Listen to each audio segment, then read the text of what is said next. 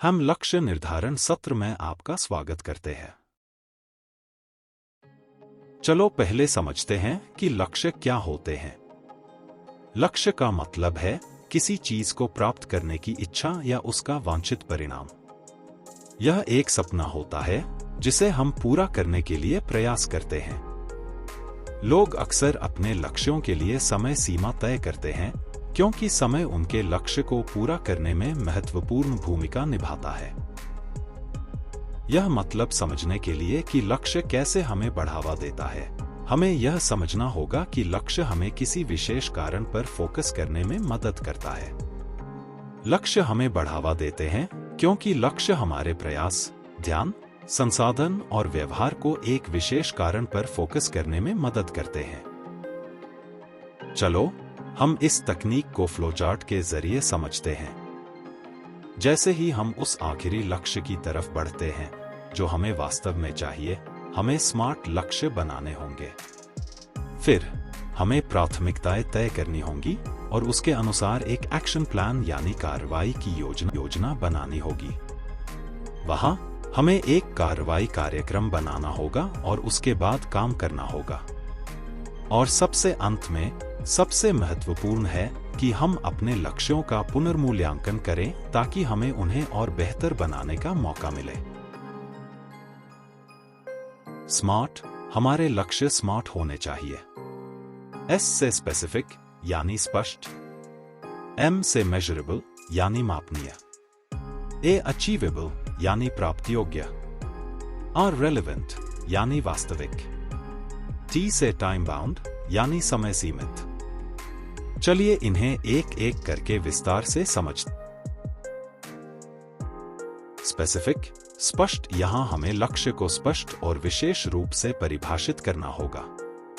यानी हमें यह तय करना होगा कि हम किस विशेष उद्देश्य को प्राप्त करना चाहते हैं। आपको अपने लक्ष्यों को और भी स्पष्ट करने का प्रयास करना चाहिए। मैं सफल होना चाहता हूं, अच्छा लक्ष्य है, लेकिन यह पर्याप्त स्पष्ट नहीं है।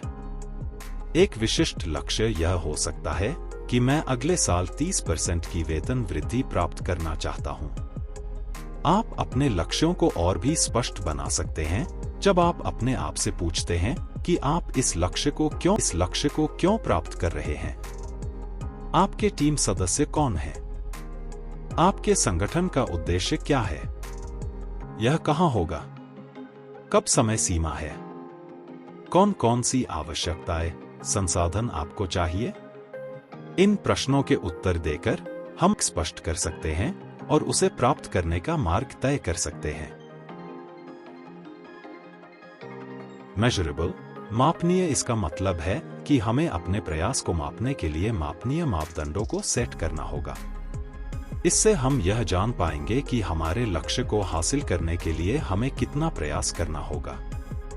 आपको देखने की कोशिश करनी चाहिए कि आपके पास कितना समय है, कितने सदस्य टीम में होंगे, कितने लक्ष्य कवर करने हैं। लक्ष्य प्राप्त करने पर आप कैसे जान पाएंगे?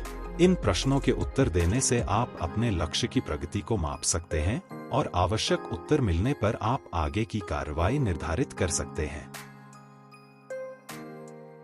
अचीवेबल यानी प्राप्ति योग्यता में हमें यह देखना होगा कि क्या हमारे लक्ष्य को प्राप्त किया जा सकता है या नहीं, और क्या हमारे पास उसे हासिल करने के लिए आवश्यक संसाधन है।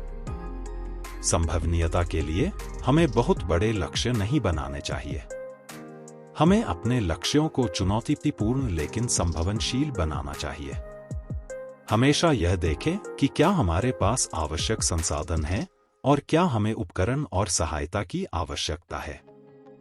अपनी उम्मीदों की जांच करें और यह निर्धारित करें कि आप किसे आशाएं पूरी करना चाहते हैं और किस प्रकार का प्रभाव बना सकते हैं। रेलेवेंट, वास्तविक, इसका मतलब है कि हमारे लक्ष्य हमारे व्यक्तिगत और पेशेवर उद्देश्यों से मिलते जुलते होने चाहिए। बड़े मिशन के लिए योगदान देने वाले अर्थपूर्ण लक्ष्य निर्धारित करने का प्रयास करें।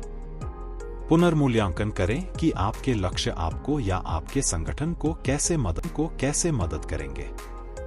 हमेशा देखें कि यह आपकी दीर्घकालिक योजना के लिए उपयुक्त है। और उन्हें स्पष्ट रखें। खुद से प्रश्न करें, क्या मैं अपने उद्देश्य से भटक रहा हूं? टाइम बाउंड, समय सीमित। अंतिम रूप में हमें अपने लक्ष्य को एक स्पष्ट समय सीमा में प्राप्त करना होगा। इससे हम अपने प्रयासों को समय सीमा में संरचित और नियंत्रित रख सकते हैं। सबसे महत्वपूर्ण है कि अपने लक्ष्यों को समय सीमाओं के भीतर रखें। ठीक से समय सीमा निर्धारित करें कि मैं अपना लक्ष्य कब प्राप्त करूंगा। और विचार आप निर्धारित कर सकते हैं कि मेरे छोटे टारगेट यानी दैनिक या साप्ताहिक लक्ष्य क्या हैं। जैसे ही आप अपने स्मार्ट लक्ष्य बना लेते हैं, अगला कदम है कि उन्हें प्राथमिकता देना। आप इस मैट्रिक्स का उपयोग कर सकते हैं लक्ष्यों को नोट करने के लिए और यहां वे कहां फिट होते हैं। जो आपकी पहली प्राथमिकता है वह अत्यावश्यक और महत्वपूर्ण लक्ष्य है। अगले आता है महत्वपूर्ण लेकिन अत्यावश्यक नहीं। यह उत्पादकता का क्वाड्रेंट है। इन कार्यों को अगले करें। जो कार्य अत्यावश्यक हैं लेकिन इतना महत्वपूर्ण नहीं है, उन्हें अन्य को सौंपें या आखिर में करना चाहिए। महत्वपूर्ण तो वे कार्य हैं जो न तो अत्यावश्यक हैं और न ही महत्वपूर्ण। इन्हें टालना और समाप्त करना चाहिए। जैसे ही आप अपने स्मार्ट लक्ष्य बना लेते हैं, जैसा कि हम सभी जानते हैं, सभी महत्वपूर्ण लक्ष्यों को छोटे योग्य टुकड़ों में विभाजित किया जाना चाहिए। छोटे लक्ष्य लंबे समय तक की सफलता के लिए पार की गई रोड के पत्थरों की तरह होते हैं। इसलिए हम एक क्रियान्वयन योजना तैयार करते हैं। एक एक्शन प्लान यानी क्रियान्वयन योजना है जहां हम अपने लक्ष्य को छोटे एक्शन आइटम्स में विभाजित करते हैं और उन्हें प्राप्त करने की एक सही योजना बनाते हैं। आप इस टेबल को देख सकते हैं और समझ सकते हैं कि आपको अपने लक्ष्यों को कैसे एक्शन आइटम्स में विभाजित करना चाहिए।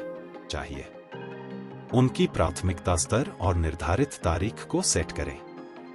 यदि कोई व्यक्ति जिम्मेदार है तो नोट करें और उसकी वर्तमान स्थिति पर ध्यान दें। टीम लीडर के रूप में आपको अपने टीम सदस्यों के लिए लक्ष्य निर्धारित करने की आवश्यकता है। यहां हमेशा ध्यान देना याद रखें कि हर टीम सदस्य की कमजोरियों का उपयोग करें और उन्हें उनके कौशल को महसूस करने के कार्य कराएं। आप अपनी प्रक्रिया को सुधारने के लिए निम्नलिखित टेबल बना सकते हैं।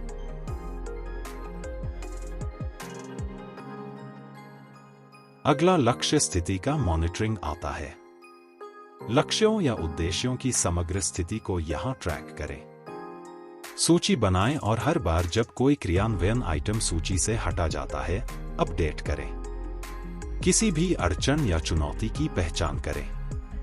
महत्वपूर्ण परिणामों और प्रमुख प्रदर्शन सूचकांकों के खिलाफ मूल्यांकन करें।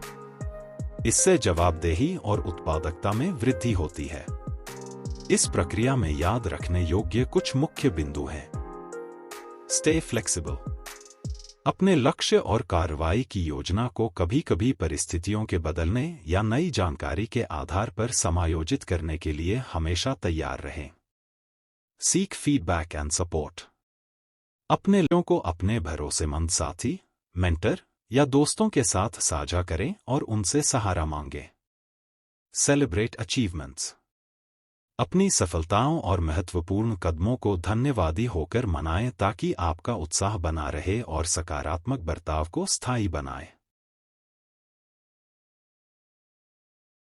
धन्यवाद। लक्ष्य आपके उन व्यवहारों को प्रोत्साहित कर सकते हैं जो आप चाहते हैं और आपका ध्यान केंद्रित कर सकते हैं। सोचिए, आप आज अपने लिए कौन सा स्मार्ट लक्ष्य निर्धारित करेंगे?